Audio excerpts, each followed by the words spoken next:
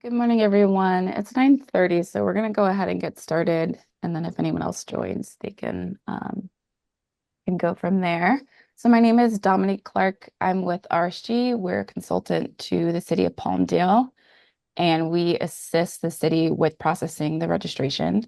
So thank you for joining us. We wanted to have this training because RSG has been helping the city for the last three registration rounds.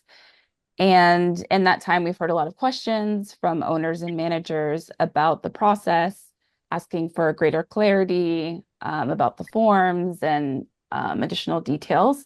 So we wanted to say that we've heard your questions, and we also agree that some of the requirements weren't crystal clear. So the city's done two things. One is they've updated their forms. So we'll talk about some of those changes to hopefully make things clearer. And then we're also having this training today to, again, clarify all of the requirements. And then also we'll have a time for Q&A at the end. So if you have any questions, we would love to hear those.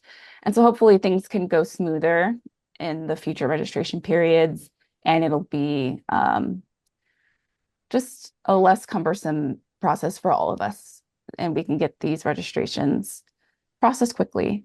So if you haven't already, please type your name and the name of the park that you represent in the chat. It looks like most of you have done that.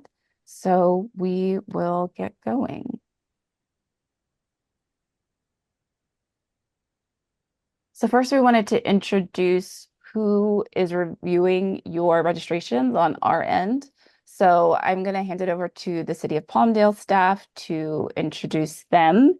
And I did want to say that Heather Nichols, which is a name you might recognize, her name is on all of the letters, your approval letters, your letters stating additional information that you need to provide, are all signed by Heather, and she's the supervising coordinator. She's out today, but her staff is here as well. So they're going to introduce themselves, and I will hand it over to you all to do that. Hi, good morning, everyone. So my name is Heidi. I am the coordinator here with the City of Palmdale. So as Dominique said, you have all been familiar and know Heather. You guys have all been working with her these past years. So I will be supporting in that as I learn more about my role. I am fairly new here, so hopefully you get to get familiar with the face and the name now. As moving forward, we'll get to be working together. Hello, everyone. Good morning. My name is Myra Mejia, and I'm the Senior Administrative Assistant for the Department of Oh, I think, Housing. Myra, your audio is not working. One second. I'm Becky Bartlett. I'm the analyst here at the City of Palmdale, assisting as well. And Myra Mejia is the Senior Administrative Assistant for support as well. Awesome.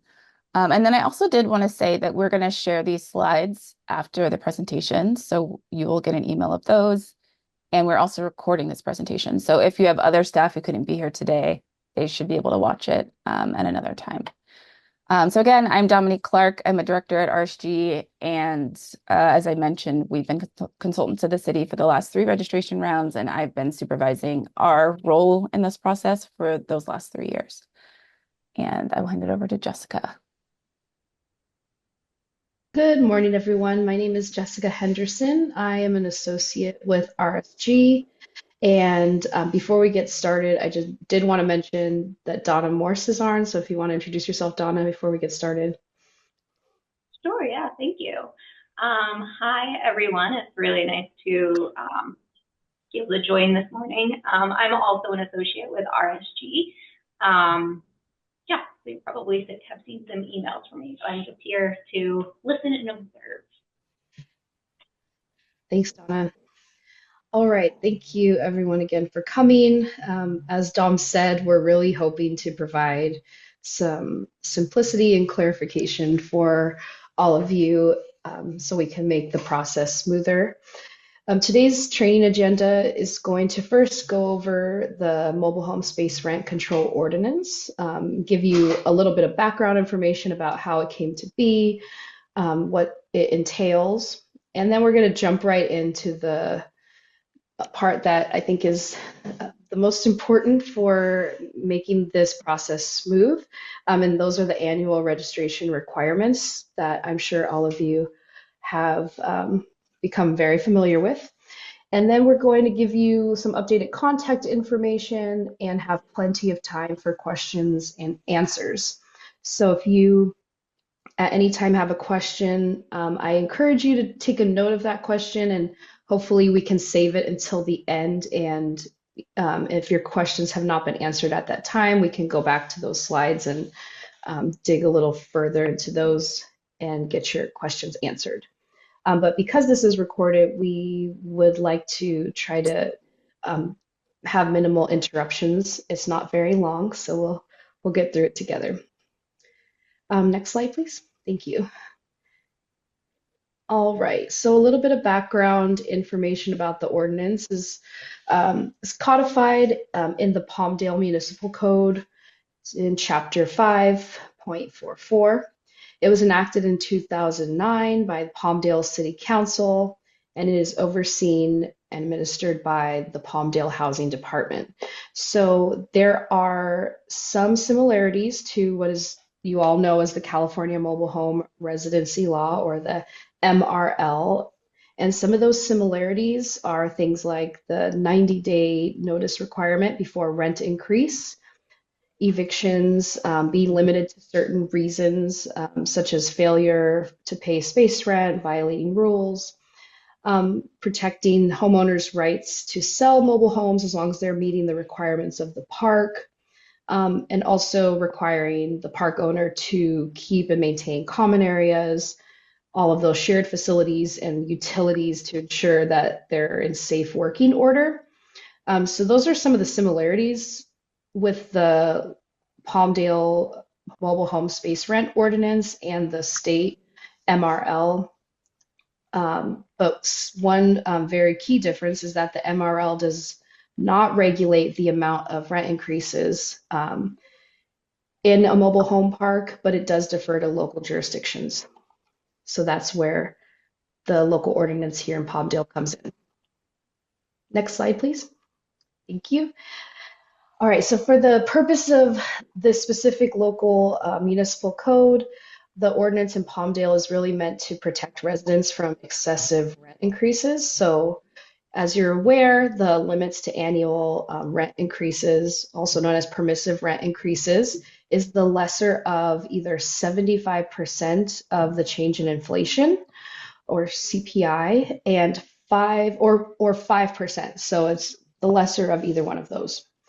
It also limits rent increases to once every 12 months, and this is included after there is a vacancy in the space. And on top of preventing the excessive rent increases, it's really just to prevent an exploitation of the shortage of available mobile home lots in Palmdale. And it also helps preserve the mobile home owners' equity in their homes.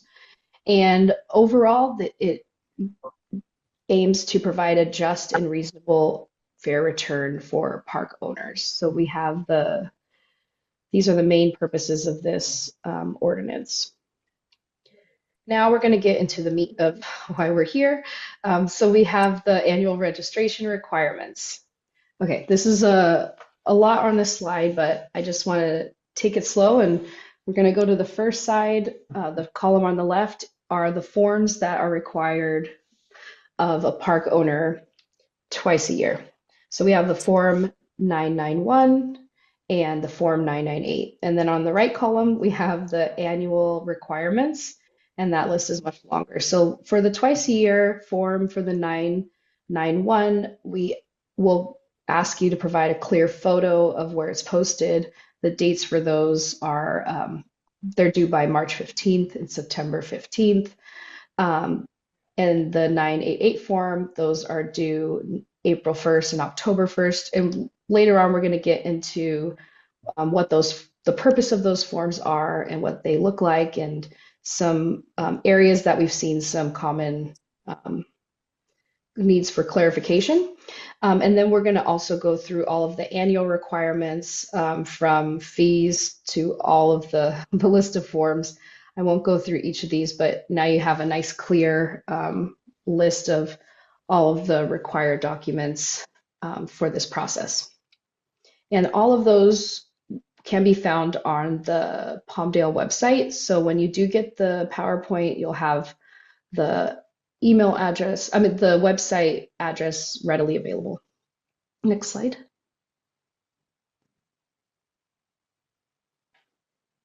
Thank you.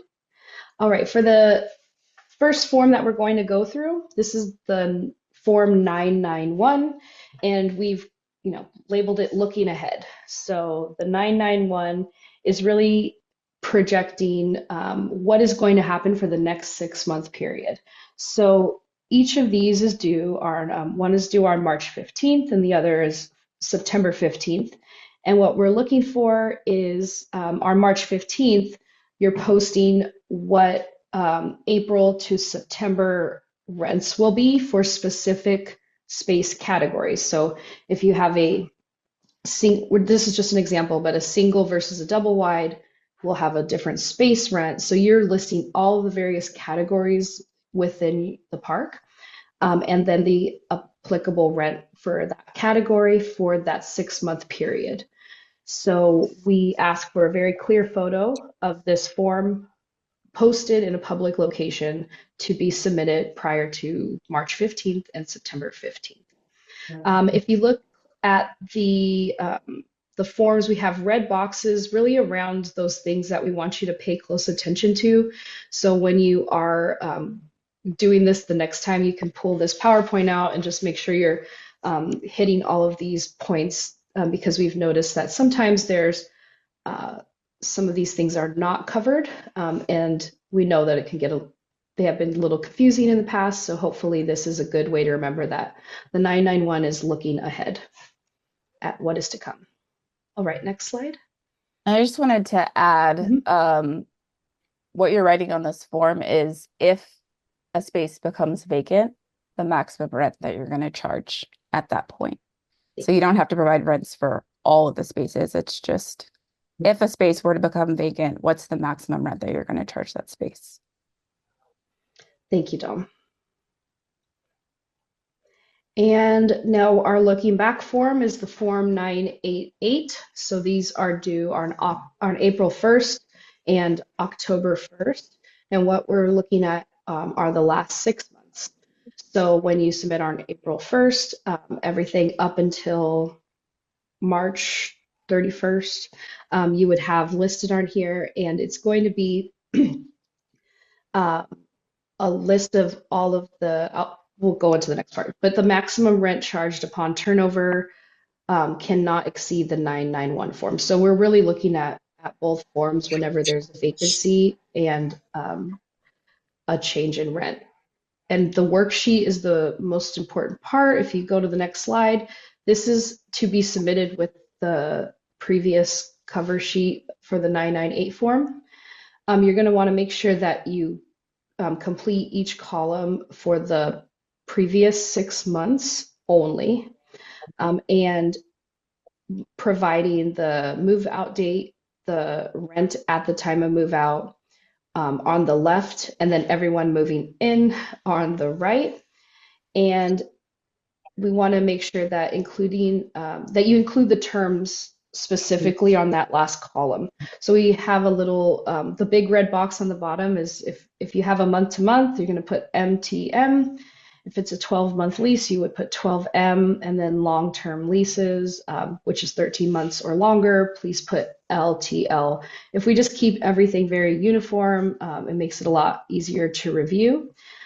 We did want to mention that per Assembly Bill 2782, which was passed by the California legislature in 2020, all long-term leases executed after February 12th, 2020 are subject to the local rent stabilization law ordinance starting January 1st. So this coming January 1st, if there's a long-term lease executed after February 12th, 2020, it will fall under the same, they will be subject to the same local rent ordinance as all other spaces. What would be considered a long-term lease? Good 12 question. months? 12 months would be listed as 12 months, and that is just 1 year, so it's not long term. It's a 1 year lease. So we would ask that you put 12 months, but 13 or longer is considered a long-term lease. Thank you. Did someone have another question? Okay. Just want to make sure we covered. Okay, perfect. So that was the 998 form. It's 2 sheets. Please make sure to submit both sheets. Now I'm going to pass it off to Dom, who's going to continue with all of the annual forms that are due. Okay, perfect. Thank you. So Jessica covered the 2 forms that are due twice a year. And so I'm going to cover the big registration package that's due once a year by January 31st. So in that packet, there are multiple forms. We're going to go through each one. And then there's also some information that you have to attach to your package. And so we'll talk about that as we go through. So the first page that you'll probably submit is the general information sheet. And it's pretty straightforward for the most part, but we do have some red boxes around a couple things that sometimes get missed and an addition. So the top part of the form is pretty straightforward. You just list your contact information for everyone involved in your park. And then the second section, which is in the middle, the space information section, is where you put how many of their spaces are under long-term leases. So again, 13 months or longer. How many spaces do you have dedicated for management? How many spaces are vacant as of the time that you're submitting this form? How many have coaches on them, but those coaches are vacant? And then how many rent-controlled spaces are there? And we have PO for park-owned and RO for resident-owned. So we added a new box this year, and that's for other, because there are a couple parks where they had spaces that didn't meet any of those categories. So for example, I know there's a park that has storage spaces and they're like, well, where do we put that? So we added an other column so you can put the number there. And then if you could just put a very short description, just saying what it is. So storage is a great example, because we want all of the spaces to be in a category so that when we add them all up, we know we've covered all of your spaces. So that's that. And then if you do have long-term leases in your park that you believe are exempt from the local rent control ordinance, we will need copies of those leases. So we have those for our files if you haven't sent them to us already. If we already have them, then you don't have to resend them again.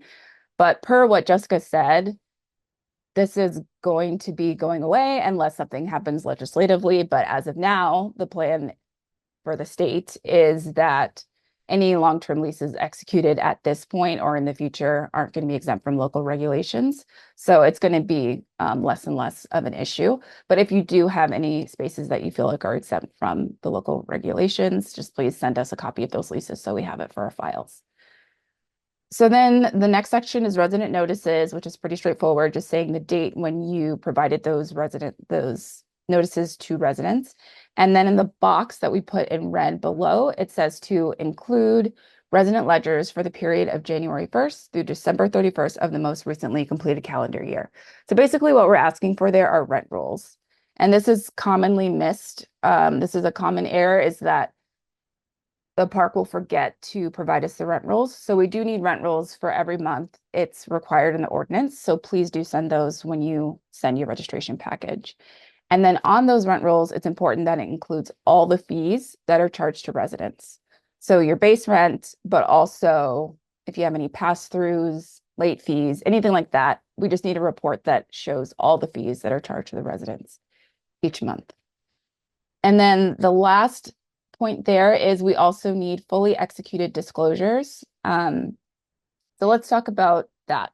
So this is state law, not city law. But in the California Civil Code section 798.74.5, it says that if somebody is looking to buy a home in a mobile home park and they submit an application, park management ownership needs to provide them a disclosure. And the law is very clear about what the disclosure is called. It even says it has to be in 12-point font or bigger. And then it has the statements that need to be included in that disclosure. So again, we'll be providing you these slides. So you'll see a copy of this. And then you could also look at the law yourself in the California Civil Code. But we just want to make sure that all of the parks are following that state law. And so we're asking you to provide with your registration, anybody who you provided this disclosure to, we just need a copy of it with their signature on it and park management's signature on it to show that, yes, you checked this box. And so we have that in our files. So obviously we won't know if somebody applied for the park and then ended up not moving in, but we are going to look to make sure that every single household that has moved in the last calendar year, you have provided this signed disclosure for those spaces. So that's something that we are going to check.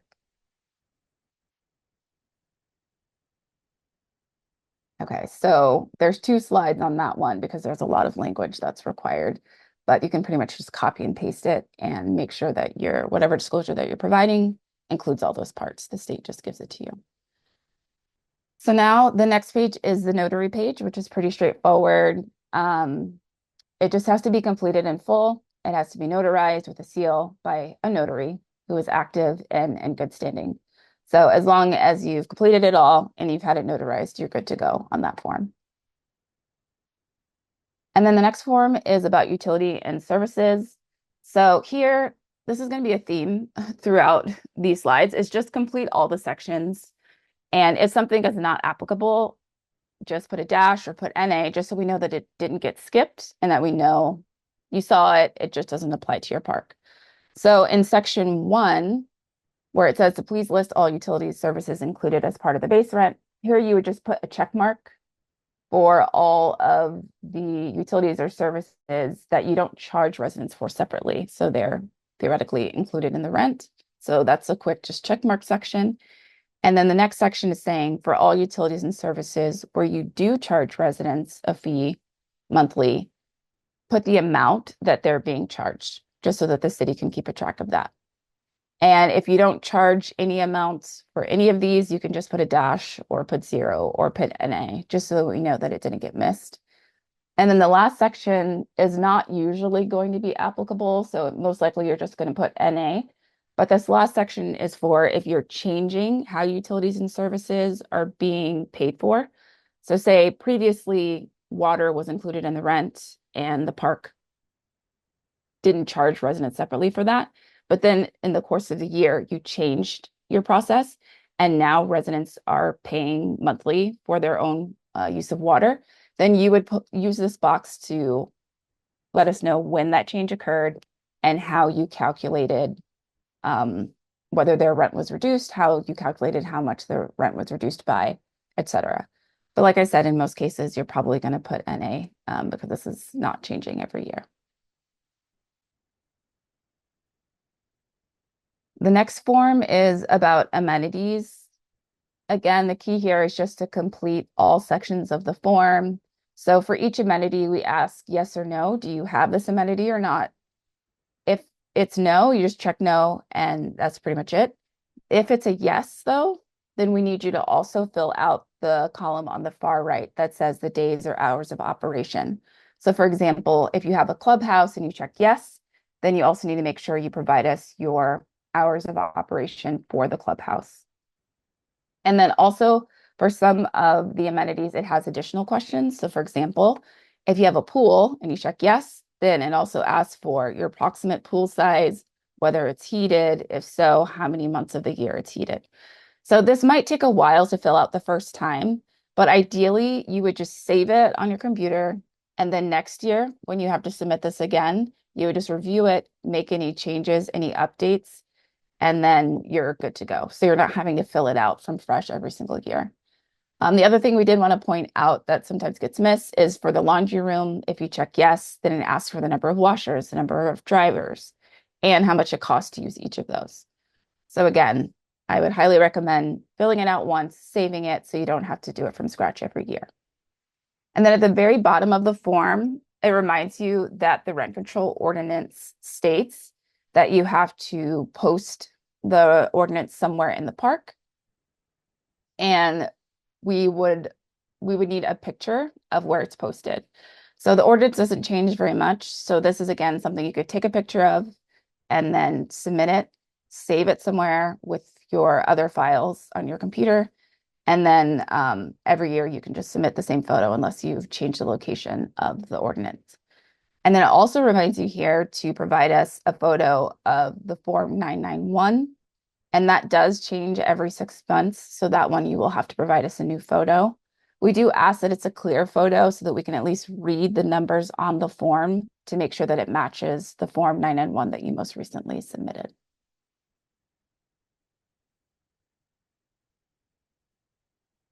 Next is the Schedule 3. So this is the form where you list out every space in your park and you provide the name of the resident who resides in the space, at least one of the residents, when they moved in, their current space rent, and then the date of their last rent increase. And then lastly, again, their rental agreement terms, whether they're month to month or it's a long-term lease, et cetera. Again, the key here is to complete all columns. Sometimes people only fill out some of the columns. They don't provide the move-in dates. Again, I would recommend that you fill it out once, save it, and then next year you just update whoever has moved in this year, and then everything else should be the same. So that way you don't have to do it every single year.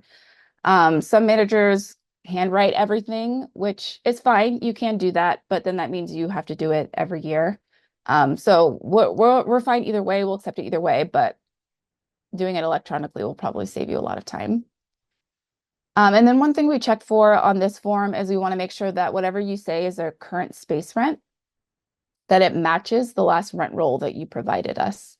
So if those numbers are different, please give us an explanation why. If you don't, we're going to ask you, most likely. That's the kind of things that we're checking for, is to make sure that all the information on each form aligns and there's no conflicting information. And then the other thing that we look for is the date of last increase. So there have been a lot of questions about the timing of increases. The way that it's supposed to work is once you get your registration approved, you get a letter from the city saying your registration is officially approved as of such and such a date. And at that point, you can give notice to the residents, the 90-day notice per state law, that a rent increase is coming. And then you wait for 90 days to pass, and then you implement the rent increase. So there's been some confusion about this, where some parks are implementing the rent increase or noticing the rent increase before getting the city approval, with the thought that it's going to get approved eventually. We're going to go ahead and notice it. But the way that the ordinance was intended was that parks would get the registration approval first before noticing. And so that's what we're going to be looking for more closely going forward.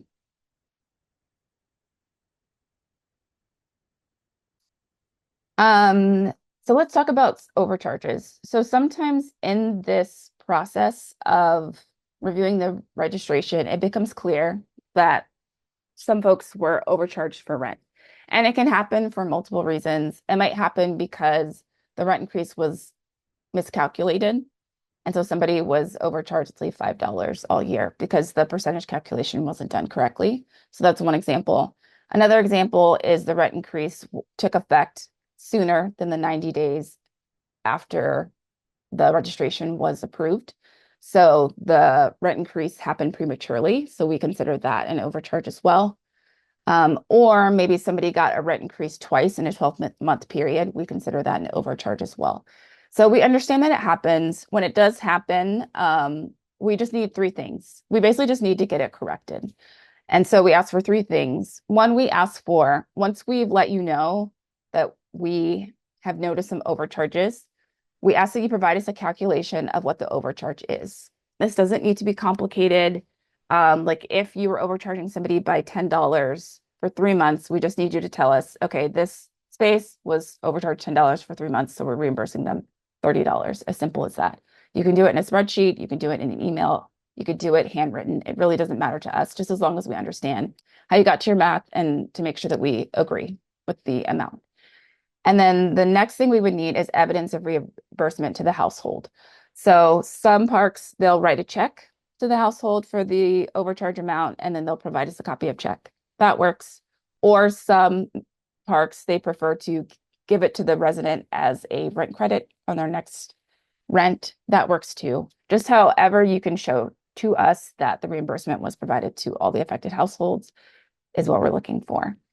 And then lastly, if you've been overcharging someone and you need to reduce their rent to fix that problem going forward, we're going to need to see the most current rent roll with the rent amount corrected so that we know, okay, they're not going to be overcharged anymore because it's been fixed. So those are the three things we need if an overcharge is identified.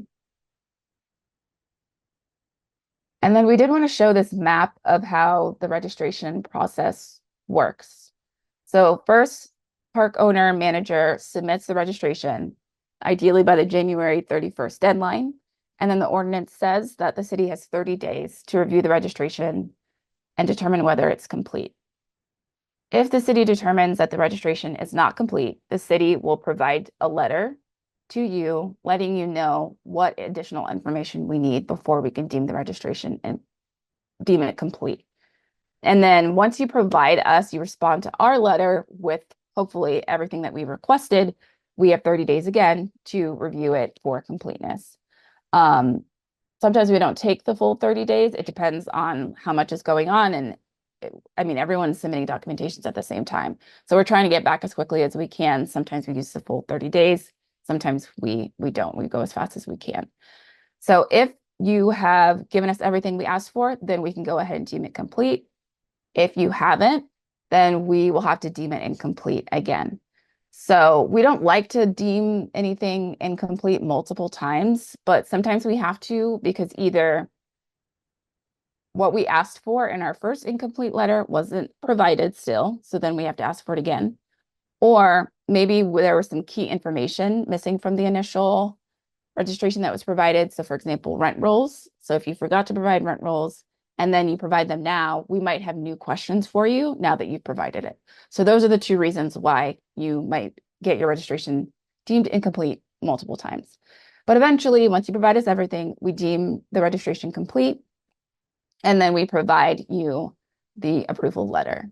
So once you get the approval letter, then you can go ahead and distribute the 90-day notice to residents to let them know that their rent will be increased.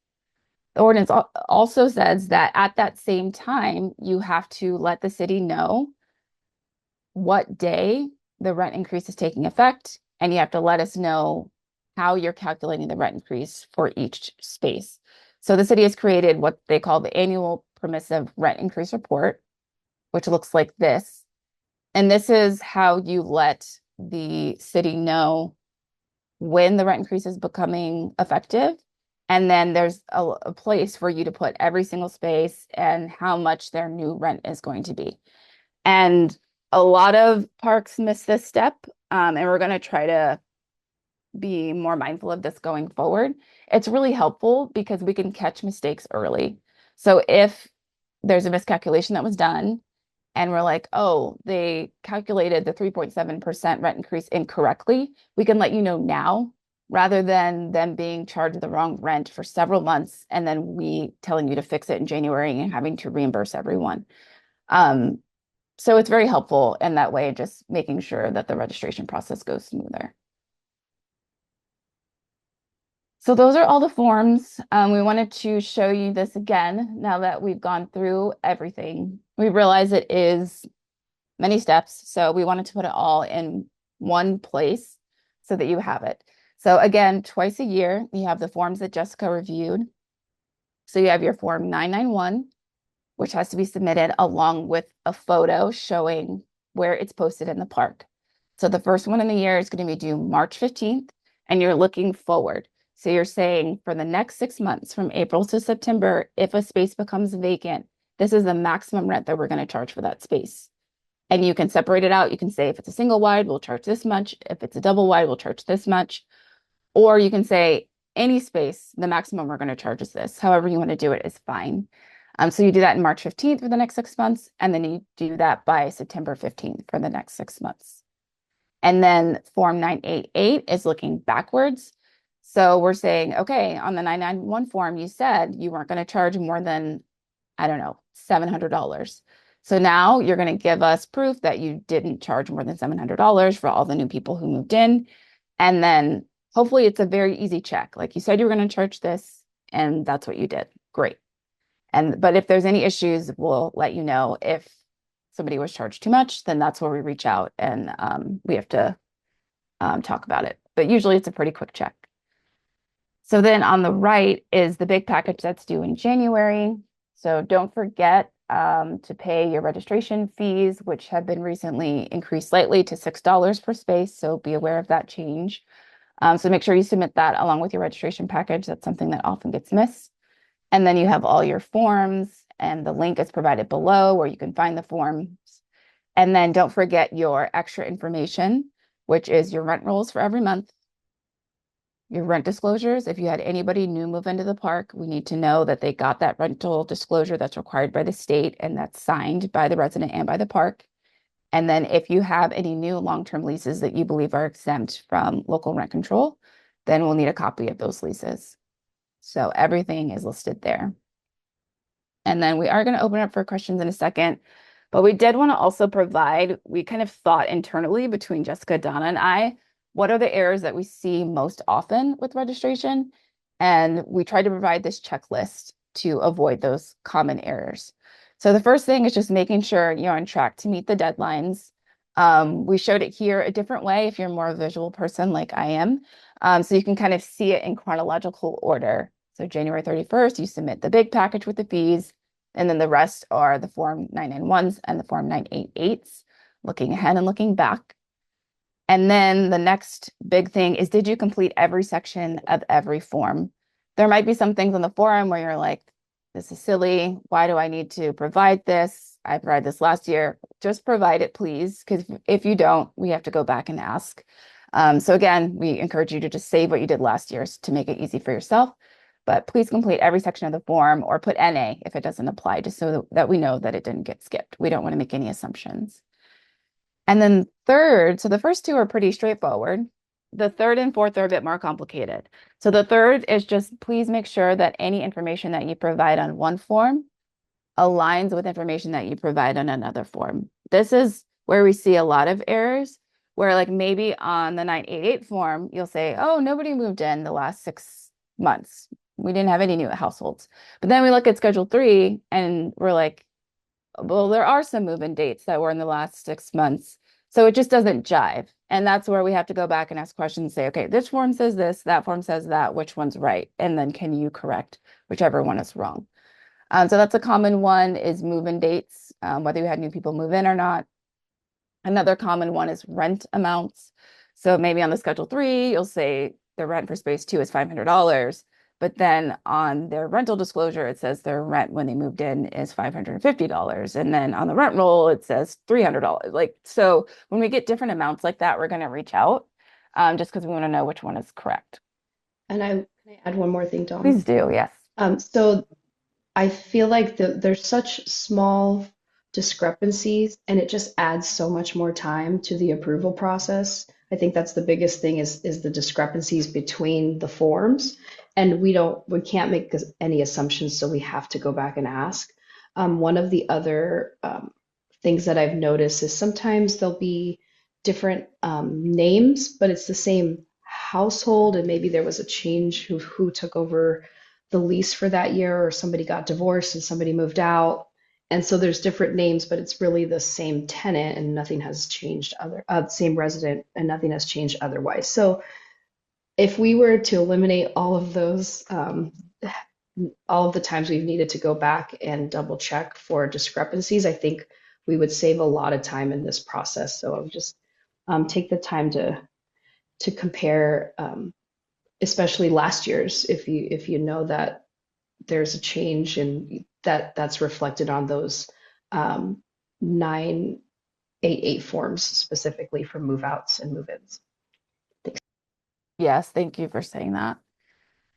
And then the last point is just we want to make sure that all the rent increases were compliant with the ordinance, because that's the whole point of this, is just to make sure that everyone's following the ordinance. So the things we check for are were all the rent increases implemented at least 90 days after the last registration approval. So if your registration was approved last January and you're saying the rent increases took effect in February, that's going to raise a red flag for us. And we're going to reach out because 90 days was not given. Another thing is were all rent increases equal to or less than the permissive rent increase. So we just want to make sure that nobody was charged. So if the permissive rent increase was 3.7%, we want to make sure nobody was given a 5% rent increase, for example. And then lastly, were all rent increases implemented at least 12 months after the previous increase. And again, that's just pursuant to the ordinance. The ordinance says that nobody should get more than one rent increase in 12 months. So we check for that. And again, that also applies to when a vacancy happens. So if you increase the rents upon vacancy, then you have to wait 12 months after they've been there to increase the rents again. And that throws people off because in some parks they increase everyone's rent on the same day. But if you have somebody that moved in mid-year, they have to wait a bit longer. So it's up to you how you want to handle that and just wait until the next go round or just increase everyone's rents at different points. It's up to you. But that is what the ordinance stipulates. And then here we just wanted to provide you our contact information. Again, we will provide you these slides so you'll have everyone's information. If you have any questions, please reach out. We're happy to answer questions. We know some of it can be unclear or confusing, or maybe things are done differently than they were done in the past. We totally understand that. So feel free to reach out as you're working on your registration if you have questions, and just let us know and we can get in front of it rather than you submitting it. And then we have to deem it incomplete and go back and forth. So we're happy to answer questions ahead of time to save time, hopefully for everybody. And that is all we have for you all, but we would love to answer any questions if there are any.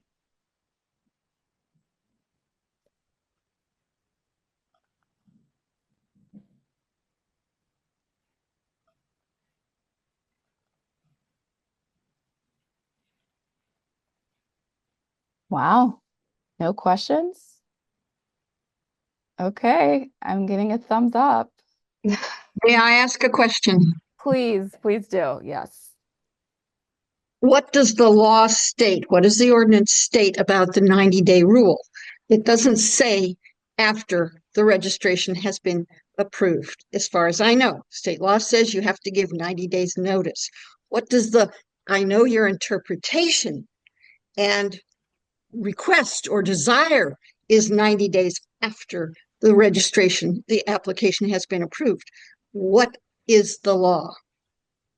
That is a very good question. Let me see if I can pull up the ordinance so we can look at it together. I think that's a very good question because I agree that it's not crystal clear when the 90-day notice happens. But I will say, because I just looked at this, I anticipated this question.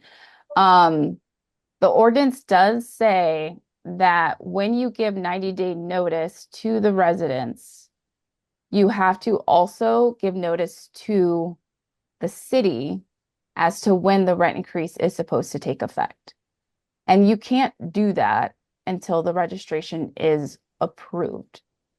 But I do agree that the ordinance could be clarified, and the city is looking into whether they're going to do that to make it more clear. Our issue is we have increases throughout the year. We base it on their move-in date or when they signed a lease or whatever. Therefore, it's all year long. We don't have one permissive increase date for everybody. It's random throughout the year. It's based on the percent that we're allowed. And the question becomes, basically what you're saying is, even if we're lucky, we have till the end of February. March, April, May is 90 days, which means June is the absolute first date we can give an increase based on your procedures. But the law, if it does not state, we have to give 90 days notice after. And if we give a rent increase notice and it's a higher increase notice than what we are approved, and we only give the increase after we get the approval, we only give the increase based on the actual approved rate by the city. I don't understand why we have to wait 90 days after that.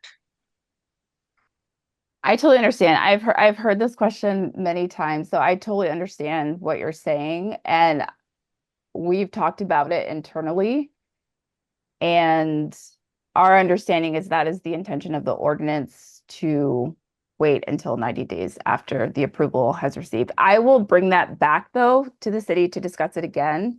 And then I know we're also talking about clarifying the ordinance as well, so it is more crystal clear. So I hear you loud and clear. I'm sharing the My conclusion that we've position, gotten to. Go ahead. okay, my position is pretty clear. Your intentions is not the law. And therefore, as far as we're concerned, after we've given them 90 days notice, whether it will be after the permissive approval has been given. Once we've been approved, we're not going to wait necessarily 90 days after to give an increase. It will be after the approved increase is given, but not necessarily 90 days. Right. I And my understand. question, and what I'm saying is, I will continue to do that unless the ordinance is changed. Intentions does not qualify as law. I hear you. I hear you. I have no problem if they want to change it. They're beyond intentions. If they want to make that the law, then the earliest date anybody is going to get an increase is June. I understand. I hear exactly what you're saying. Okay. Thank you. All right. So I hope that will not cause a delay in approval. I will put in there specifically that the law does not state we have to wait 90 days after the approval is given. Okay, we have a question. Yes, please. Will you be sending the packet electronically so we can fill in all the forms electronically also? Or are you just mailing them? All of the forms are available on the website at the link that is included in the slides. So you can get them for yourself at any time. Okay. All right. So we just go to the website. Yeah. Thank you, Good Dominic. question. Sure, no problem. Thank you for sharing your concerns. I appreciate it. Are there any other questions?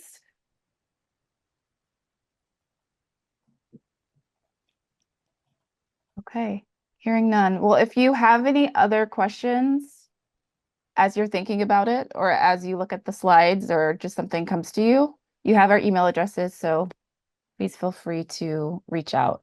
We're available. Yeah, we do want to save time for everyone. So if you ask us in January your questions before you submit your full packet, I think we can cut this time down significantly. Can our park request to get the documents via mail? Sure. You mean the registration forms? Yeah, so we have everything in one packet, and we know there's several people who manage the park. I want to just make sure that everyone has it in one spot and sees it. Okay. Can we just ask that you send it? Would you mind sending Dom an email, and then we'll make sure to get that to you, just so we anyone who is requesting that, just send us an email. We'll reply with the Okay, I think I asking. already did that last year. I don't think it was possible. That's why I just wanted to ask again. The forms have been updated, so we'll do our best to get them into like a PDF. Okay. We understand you're probably trying to make like training manuals and things. We like old school, and so when we have it in the mail and we have a packet, it's visual, and more than one person can work on it at a time. Gotcha. Myra, is that doable? Do you do any of the mailings? Can you hear me? No, we can't hear you. Well, you can put it in the chat, but we will get back to you either way, and we're gonna email you the slides so we can answer that question in that email. Thank you. Yeah, and Laura, I put your name down as that you requested that. Thank you. You're welcome. All right. Well, we won't hold you all. I know you all are very busy. Thank you for coming today. And again, reach out if you have any questions. Oh, Take and care. then they updated the forms and they're fillable online now. So maybe that would be great for some of you because you can just click in and type, which is helpful. And then I did, sorry, one more thing. I noticed sure. Sophia Reyes is no longer involved? Is she no longer the housing coordinator? I thought she was the main contact. She's the director of housing. She's just out today, so she's not on this call, but she's the director of housing. Okay, so she's still in position. Okay. Yep. Yes. Heather Nichols is the supervising coordinator that pretty much oversees this program. And then the rest of us staff assist as well. So Okay. any correspondence, but Heather would be the person to really correspond with. So when we mail it over to you or we email it, should we email it to everybody that's on this call on your contact slide? You can email it to, yeah, any one of us. That's fine. It would get to someone and then we could direct it as well. Or you can email it to everybody. Okay, so it just goes to a team or does it go to one person? I'd rather just send it to the one person so we have a quicker response. Yeah, then you can email it to Heather.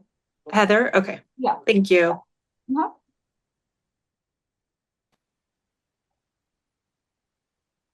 All right. Are we all good? Okay. Thank you so much, everybody. Take care.